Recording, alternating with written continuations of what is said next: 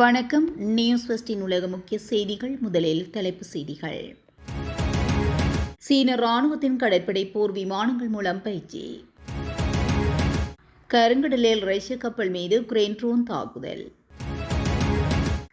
Iran மீதான தாக்குதலை தற்காலிகமாக நிறுத்த தீர்மானம், ட்ரம்ப் அதிரடி அறிவிப்பு.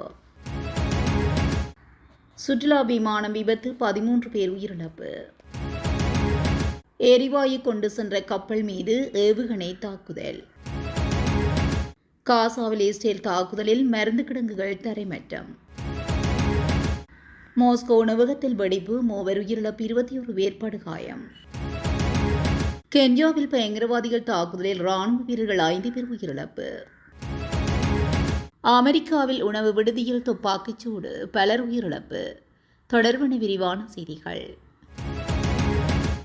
சர்ஜுகு ஸ்கார்பரோ சோல் கடல் பகுதிக்கு அருகில் சீன ராணுவமும் சீன கடலோர காவல்படையும் இணைந்து கூட்டு வான் மற்றும் கடற்படை போர் பயிற்சிகளை மேற்கொண்டுள்ளதாக சீன அரசு ஊடகங்கள் தெரிவித்துள்ளன.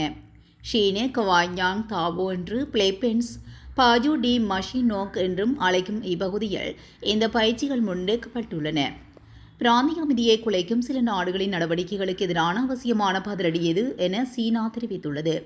பிலிப்பைன்ஸ் தரப்பு நிர்ணயித்த பிராந்திய கடல் எல்லைக்கு அடிப்படை கோடுகள் சட்டவிரோதமானவை என சீனா குறிப்பிடுகின்றது.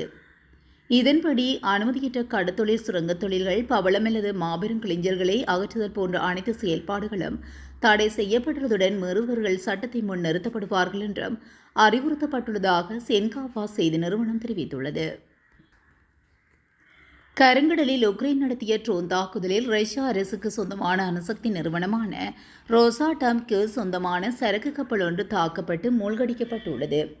உறைந்த உணவுப் பொருட்கள் மற்றும் கட்டுமான பொருட்களை ஏற்றி சென்ற இந்த கப்பல் மீதான தாக்குதலில் அதில் பயணம் செய்த 27 பணியாளர்களும் உயிர் பிழைத்துள்ளதாக அந்த நிறுவனத்தின் தலைவர் தெரிவித்துள்ளார்.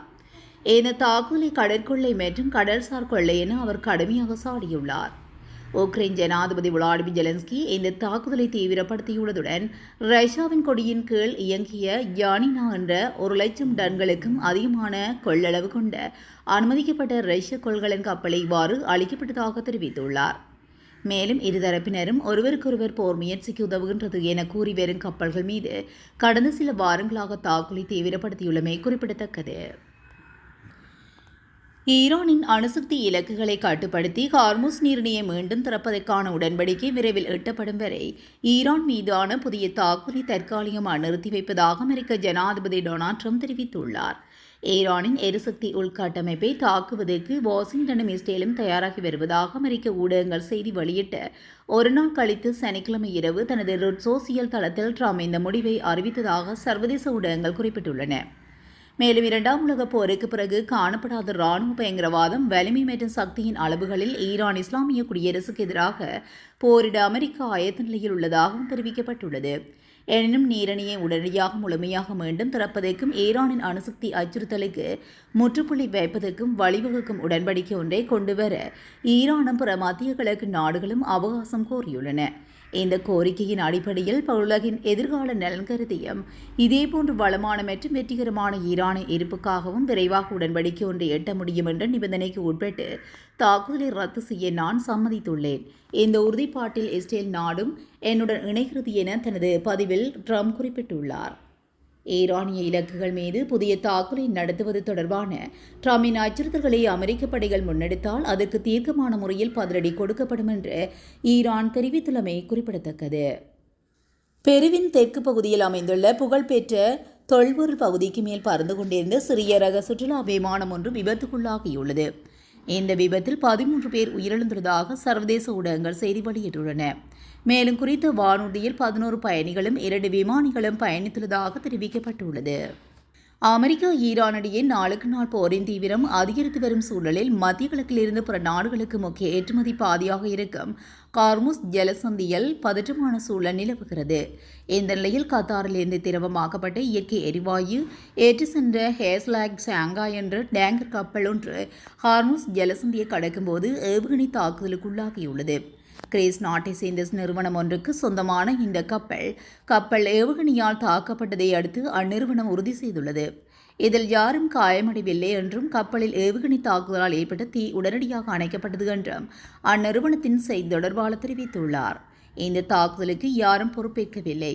இந்த வார தொடக்கத்தில் புதனன்று ஹேஸ்லாக் நிறுவனத்தினுடைய ஹேஸ்லாக் சேலம் என்ற மற்றொரு LNG கப்பல் எகிப்து துறைமுகத்தின் வடக்கே என்ற இடத்தில் வைத்து தாக்குதலுக்குள்ளானது என்றும் இந்த தாக்குதலுக்கு யாரும் இதுவரை பொறுப்பேற்கவில்லை எனவும் தெரிவிக்கப்பட்டுள்ளது. மத்திய காசாவில் சேக் ரத்வான் பகுதியில் இஸ்ரேலின் வான்வழி தாக்குதலில் 2 பாலஸ்தீனர்கள் கொல்லப்பட்டுள்ளனர். மேலும் டே அல் பாலா பகுதியில் 2 மருத்துவ பொருட்களின் சேமிப்பு கிடங்குகளும் இஸ்ரேல் தாக்கி தரைமட்டமாக்கியது. முன்னதாக பகுதியை காலி செய்ய எச்சரித்த பிறகு தாக்குதல் நடத்தப்பட்டதாக கூறிய இஸ்ரேல் ராணுவமானது அந்த மருத்துவமனை வளாகத்தின் அருகே ஹமாஸ் அமைப்பினர் ஆயுதங்களை பதுக்கி வைத்திருந்த ரகசிய இடத்தையே குறிவைத்து தாக்கியதாக தெரிவித்துள்ளது. ஆயுதப்படைக்கு ஹமாஸ் உடன்பட்டுள்ளதாக கூறப்படும் ஒப்பந்தத்தை இஸ்ரேல் ஏற்றுக்கொண்டதா என்பதில் தொடர்ந்தும் நிச்சயமின்மை நிலைவரும் நிலையில் இந்த தாக்குதல் நடத்தப்பட்டுள்ளமை குறிப்பிடத்தக்கது. ரஷ்யாவின் தலைநகர் மாஸ்கோவில் உள்ள பிரபல உணவகம் ஒன்றில் உள்நாட்டிலேயே தயாரிக்கப்பட்ட வெடிபொருள் வெடித்ததில் 3 உயிரிழந்ததுடன் 21 பேர் காயமடைந்துள்ளதாக பாதுகாப்பு அதிகாரிகள் தெரிவித்துள்ளனர். நகரின் மையப்பகுதிக்கு அருகிலுள்ள குர்டின்ஸ்காயா சதுக்கத்தில் அமைந்துள்ள இத்தாலிய உணவகத்தில் அந்நாட்டு நேரப்படி நேற்று இரவு சுமார் 8 மணியளவில் இந்த வெடிப்பு சம்பவம் இடம்பெற்றுள்ளது. தேசிய பயங்கரவாத எதிர்ப்பு அமைப்பு வெளியிட்டுள்ள அறிக்கையின்படி வெடிப்பொருட்களை ஏந்திய பெண் ஒருவர் உணவகத்துக்குள் நுழைய முயன்றபோது அவரை பாதுகாப்பு ஊழியர் ஒருவர் தடுத்து நிறுத்தியுள்ளார். அந்த தருணத்திலேயே வெடிப்பொருள் வெடித்ததில் அந்த பெண், பாதுகாப்பு ஊழியர் மற்றும் உணவகத்துக்கு வந்திருந்த வாடிக்கையாளர் ஒருவர் என 3 உயிரிழந்தனர்.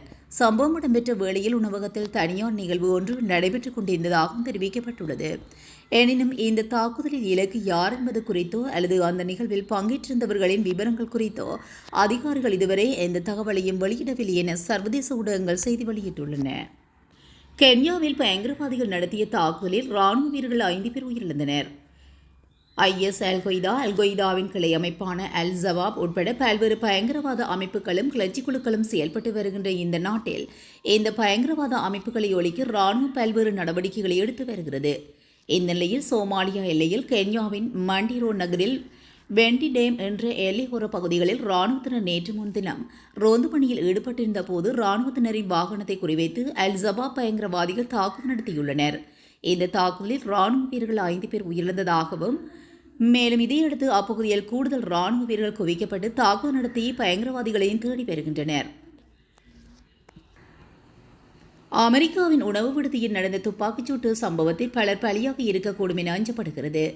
அமெரிக்காவில் டகோ மாகாணத்தில் போய்ஸ் பகுதிக்கு தென்கிழக்கே 130 மைல்கள் தொலைவில் டூவின் பால்ஸ் என்ற பகுதியுள்ளது. இதற்கு வடக்கே மக்கள் அதிகம் கூடக்கூடிய பகுதிகளில் புதிதாக ஃபாஸ்ட் ஃபுட் விற்பனை செய்யும் உணவு விடுதியொன்று கடந்த வாரம் திறக்கப்பட்டு செயல்பட்டு வருகிறது.